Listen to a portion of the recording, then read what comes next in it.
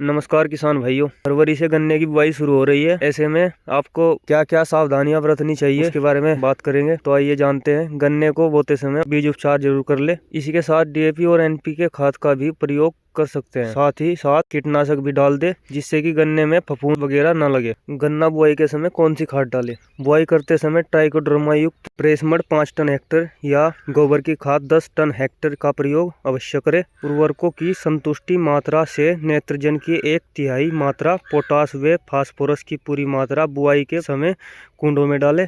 दीमक एवं पररोह व जड़ बेधक कीटों से बचाव हेतु नालियों में गन्ने के टुकड़ों के ऊपर प्रीफोनिल 20 किलो अवश्य डालें। गन्ना बोते समय कौन सी दवा डालें? फफूंदी नाशक दवा जैसे कार्बोनडाइजिम 0.2% घोल में एसिटिक एसिड 0.2% या बाविस्टिक 0.2% डालकर गन्ना बीज को 30 मिनट तक उपचारित करके बोने पर इस रोग का प्रकोप घट जाता है।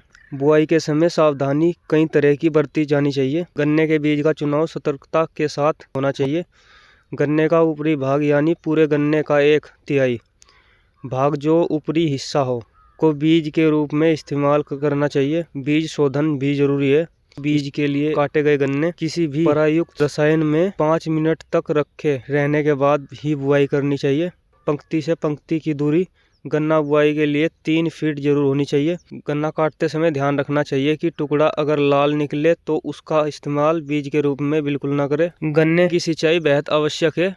यह जरूरी नहीं है कि ज्यादा सिंचाई की जाए, जरूरी यह है कि सिंचाई सही समय पर हो। अगर किसी किसान की क्षमता एक सिंचाई की है तो उसे बुआई के 60 दिन पर सिंचाई करना चाहिए, क्योंकि तब गन्ने की फसल की संस्थापन अवस्था होती है। 2 सिंचाई संभव हो तो वसंतकालीन गन्ने में अप्रैल और जून में होनी चाहिए। 3 सिंचाई की क्षमता हो तो अप्रैल, मई और जून में सिंचाई की जा सकती है।